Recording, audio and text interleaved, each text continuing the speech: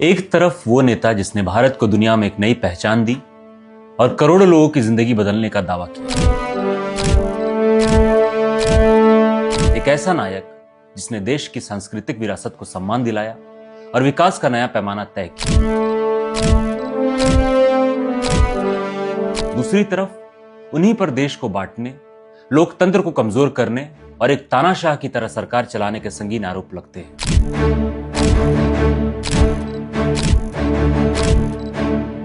तो आखिर नरेंद्र मोदी का पूरा सच क्या है? वो एक विकास पुरुष है या एक विभाजन? एक चाय बेचने वाले से लेकर भारत के सबसे शक्तिशाली प्रधानमंत्री बनने तक का सफर। नरेंद्र दामोदर दास मोदी ईश्वर की शपथ लेता हूं कि ये है नरेंद्र मोदी की कहानी। आज हम उनके उदय, उनकी उपलब्धियों और उन पर लगे आरोपों के हर पहलुओं को खंगालेंगे। सच और झूठ के बीच की धुंधली लकीर को पार करके हम उस हकीकत तक पहुंचेंगे जिसे जानना हर भारतीय के लिए जरूरी है। मेरे साथ इस सफर में बने रहिए। नमस्कार, मेरा नाम है इंद्र मोहन और आज हम एक नई कहानी के साथ आपके साथ जुड़े हैं। तो कहानी शुरू होती है 17 सितंबर 1950 को गुजरात के छोटे से कस्बे वडनगर से। दामोदर दास मूलचंद मोदी और हीराबेन मोदी के घर उनकी 6 संतानों में से तीसरी संतान का जन्म हुआ। नाम रखा गया नरेंद्र।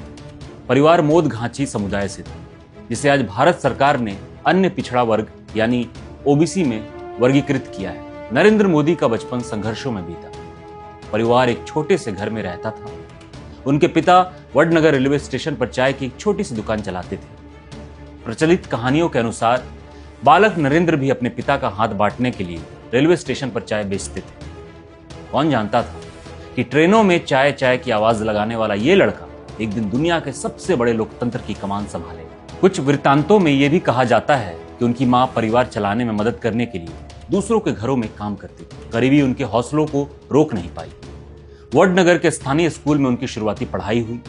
वे पढ़ने में एक औसत छात्र थे, लेकिन वाद विवाद और नाटकों में उनकी गहरी दिलचस्पी थी। कहा जाता है कि वो घंटे लाइब्रेरी में बैठकर स्वामी विवेकानंद को पढ़ते थे। विवेकानंद के विचारों का उन पर इतना गहरा असर हुआ कि उन्होंने कम उम्र में ही अध्यात्म की ओर जाने का मन बना लिया। उनके जीवन की कहानियों में यह भी जिक्र आता है कि वो सेना में शामिल होना चाहते थे और सैनिक स्कूल में दाखिले की कोशिश भी की, लेकिन घर की आर्थिक स्थिति अच्छी न होने के कारण ये संभव नहीं हो पाया। 1965 के भारत युद्ध के दौरान सैनिकों को स्टेशन पर स्वेच्छा से चाय पिलाने के किस्से भी उनके शुरुआती जीवन का हिस्सा बताए जाते हैं।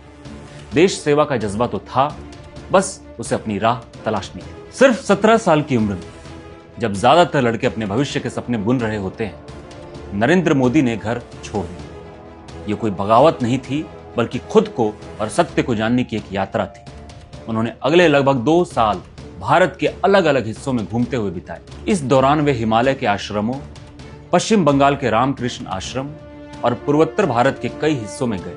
ये यात्रा उनके जीवन का एक बड़ा मोड़ था। इसने उन्हें भारत की विविधता और उसकी जमीनी हकीकत से सीधे रूबरू करवाया। उन्होंने साधु संत के साथ समय बिताया, जीवन के अर्थ को समझने की कोशिश की और एक कठोर अनुशासन भरी जिंदगी जी। ये वही दौर था जिसने उनके अंदर आत्म अनुशासन और मजबूत इरादों की नींव रखी, जो बाद में उनके राजनीतिक जीवन में साफ दिखाई दी। इस आध्यात्मिक खोज के बाद वे गुजरात वापस लौटे और अहमदाबाद आ गए। यहीं से उनके जीवन का वो अध्याय शुरू हुआ जो उन्हें राजनीति की दुनिया में ले जाने वाला था। 1971 में वे राष्ट्रीय स्वयंसेवक संघ आरएसएस के पूर्णकालिक प्रचारक बन गए। आरएसएस एक हिंदू राष्ट्रवादी संगठन है जिसकी विचारधारा ने मोदी के जीवन और राजनीति को एक गहरा आकार दिया। यहां उन्होंने निस्वार्थ सेवा, समर्पण और राष्ट्रभक्ति के विचारों को अपनाया। एक प्रचारक के तौर पर उनका जीवन बेहद सादा था। वे स्कूटर पर घूमते, संघ के दफ्तर की सफाई करते, अपने कपड़े खुद धोते और वरिष्ठ नेताओं के लिए चाय बनाते। यह उनके लिए एक ट्रेनिंग ग्राउंड जैसा था, जहां वे संगठन चलाने का हुनर, रणनीति और विचारधारा की बारीकियां सीख रहे थे। 1975 में जब प्रधानमंत्री इंदिरा गांधी ने देश में आपातकाल लगाया तो आरएसएस जैसे कई संगठन पर पाबंदी लगा दी गई।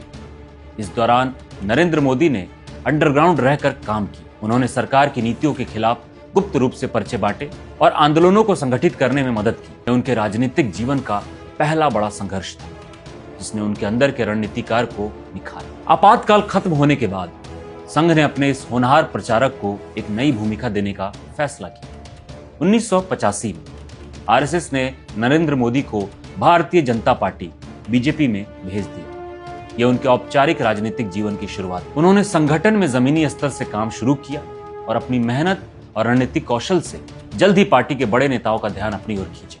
1987 में अहमदाबाद नगर निगम चुनाव में बीजेपी की जीत का श्रेय मोदी की रणनीति को दिया गया। इसके बाद पार्टी में उनका कद लगातार बढ़ता गया। उन्हें गुजरात बीजेपी का संगठन महासचिव बनाया गया। उन्होंने पूरे राज्य में पार्टी के कैडर को मजबूत किया। लाल कृष्ण आडवाणी की सोमनाथ से अयोध्या रथ यात्रा, मुरली मनोहर जोशी की कन्याकुमारी से कश्मीर तक की एकता यात्रा जैसे बड़े आयोजनों में उन्हें एक कुशल रणनीतिकार की भूमिका निभाई। उनके काम का इनाम उन्हें जल्द ही मिला।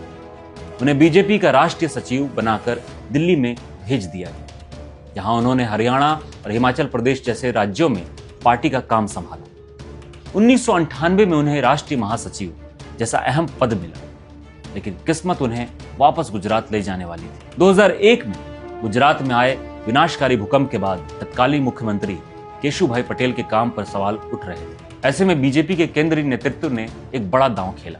7 अक्टूबर 2001 को नरेंद्र मोदी को सीधे गुजरात का मुख्यमंत्री बना दिया गया, जबकि उन्होंने तब तक विधानसभा का एक भी चुनाव नहीं लड़ा था। मुख्यमंत्री के तौर पर मोदी ने अपनी एक अलग पहचान बनाई। उन्होंने प्रशासन पर अपनी पकड़ मजबूत की और विकास को अपना मुख्य एजेंडा बनाया।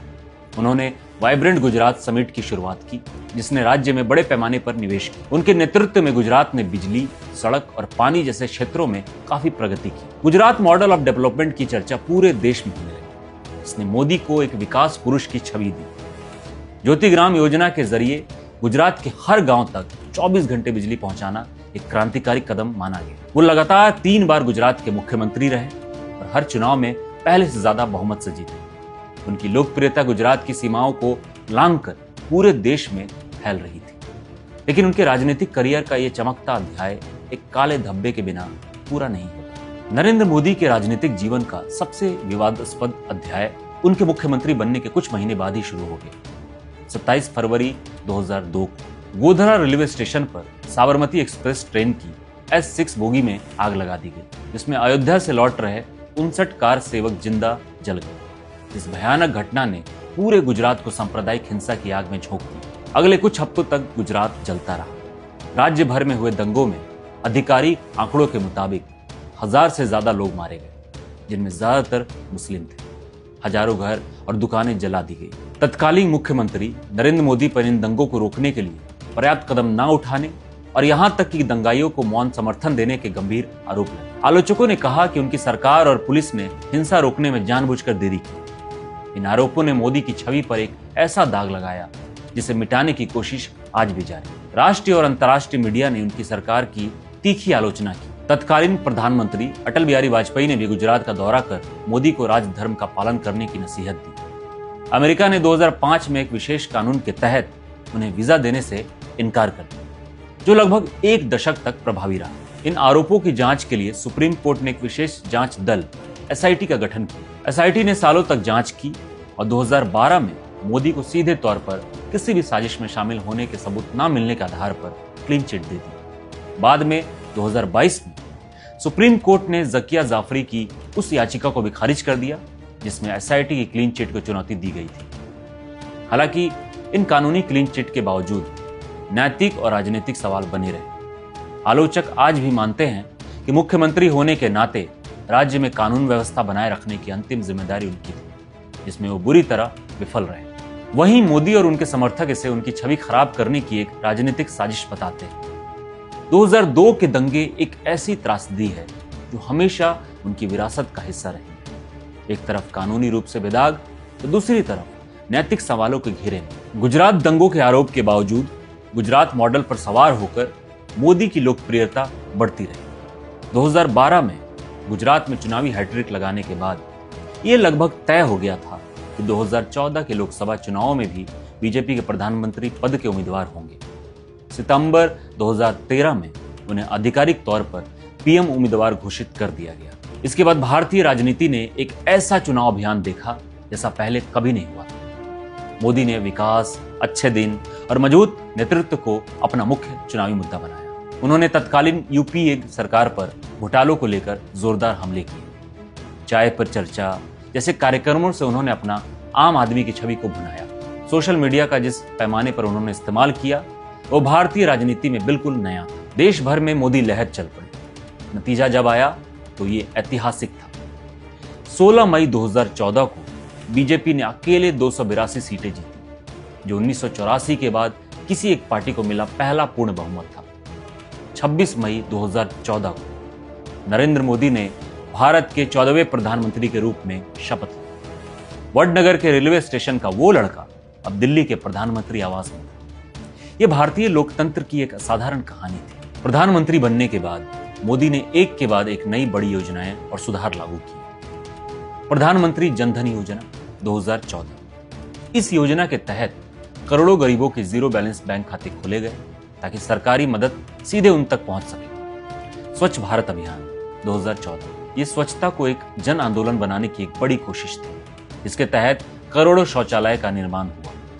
Make in India 2014। भारत को एक ग्लोबल मैन्युफैक्चरिंग हब बनाने के मकसद से यह पहल शुरू की गई। प्रधानमंत्री उज्ज्वला योजना 2016, जीएसटी 2017, आयुष्मान भारत 2018। कुछ साहसिक और ऐतिहासिक निर्णय जैसे सर्जिकल स्ट्राइक 2016 और बालाकोट एयर स्ट्राइक 2019। उरी और पुलवामा आतंकी हमलों के जवाब में मोदी सरकार ने पाकिस्तान में घुसकर स्ट्राइक करने का साहसिक निर्णय लिया, जिसने उनकी मजबूत नेता की छवि को और पक्का किया। अनुच्छेद 370 का निरस्तीकरण 2019। अपने दूसरे कार्यकाल की शुरुआत में सरकार ने जम्मू कश्मीर को विशेष दर्जा देने वाले अनुच्छेद 370 को खत्म कर दिया और राज्य को 2 केंद्र शासित प्रदेशों में बांट दिया। नागरिकता संशोधन अधिनियम सीएए 2019। इस कानून के तहत पाकिस्तान, बांग्लादेश और अफगानिस्तान से आए गैर मुस्लिम शरणार्थियों को नागरिकता देने का प्रावधान किया गया। राम मंदिर का निर्माण। सुप्रीम कोर्ट के फैसले के बाद अयोध्या में राम मंदिर का निर्माण कार्य शुरू हुआ।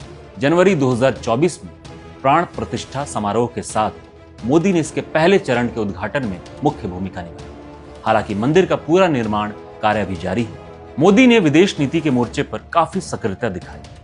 उनकी इंडिया फर्स्ट नीति ने भारत को एक आत्मविश्वास से भरे वैश्विक खिलाड़ी के रूप में पेश किया। G20 की सफल अध्यक्षता और रूस यूक्रेन युद्ध के दौरान भारत की स्वतंत्र विदेश नीति की भी सराहना हुई। इन उपलब्धियों ने नरेंद्र मोदी को भारत के सबसे प्रभावशाली प्रधानमंत्रियों में से एक बना दिया। मोदी का प्रधानमंत्री कार्यकाल जितना उपलब्धियों से भरा रहा, उतना ही वो गहरे विवादों और तीखी आलोचनाओं से भी घिरा रहा। आर्थिक मोर्चे पर आलोचना। नोटबंदी 2016। 8 नवंबर 2016 को सरकार ने अचानक 500 और 1000 रुपए के नोट बंद कर दिए। इसका मकसद काले धन पर लगाम लगाना बताया गया, लेकिन इस फैसले से देश में नकदी का संकट पैदा हो गया और अर्थव्यवस्था, खासकर छोटे व्यवसायों को भारी नुकसान हुआ। हालांकि बाद में आरबीआई के आंकड़ों ने दिखाया कि बंद किए गए लगभग 99% नोट बैंकिंग सिस्टम में वापस आ गए, जिससे काले धन को खत्म करने के दावे पर गंभीर सवाल खड़े हुए। मोदी सरकार लगातार बेरोजगारी के मुद्दे पर घिरी रही। आलोचकों ने आरोप लगाया कि सरकार पर्याप्त रोजगार पैदा करने में नाकाम रही। 2017-18 में बेरोजगारी दर 45 साल के उच्चतम स्तर पर पहुंच गई थी। उनके कार्यकाल के दौरान बढ़ती महंगाई, खासकर पेट्रोल, डीजल और रसोई गैस की कीमतों ने आम आदमी को परेशान किया। नागरिकता संशोधन अधिनियम सीएए और एनआरसी।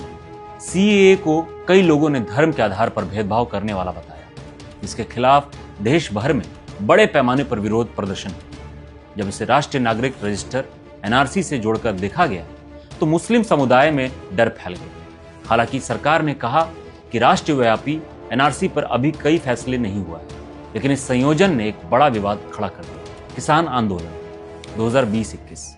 सरकार के 3 नए कृषि कानून के खिलाफ हजारों किसान दिल्ली की सीमाओं पर 1 साल से ज्यादा समय तक प्रदर्शन करते रहे। किसानों को डर था कि इन कानूनों से एमएसपी की व्यवस्था खत्म हो जाएगी। ये मोदी सरकार के खिलाफ सबसे बड़े आंदोलन में से एक।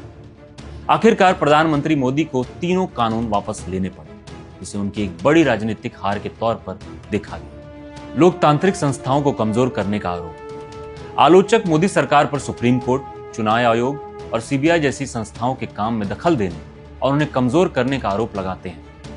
मीडिया की स्वतंत्रता और असहमति की आवाज को दबाने के आरोप भी अक्सर लगते रहे। उन्हें एक ऐसे नेता के तौर पर भी देखा जाता है जो सत्ता को अपने तक केंद्रित रखते हैं। यही वाद मोदी के शासन के दूसरे पक्ष को दिखाते हैं, जहां उनके समर्थक उन्हें एक निर्णायक नेता मानते हैं, वहीं आलोचक उन्हें एक ऐसे शासक के रूप में देखते हैं जिनके राज में भारत का लोकतांत्रिक ढांचा कमजोर हुआ है। 2024 के लोकसभा चुनाव के नतीजे बीजेपी के लिए एक झटके की तरह थे। 400 पार के नारे के साथ चुनावी लड़ रही बीजेपी 240 सीटों पर सिमट गई और अपने दम पर बहुमत हासिल नहीं कर पाई। हालांकि चंद्रबाबू नायडू की टीडीपी और नीतीश कुमार की जेडीयू जैसे सहयोगियों के समर्थन से उन्हें सरकार बनाई।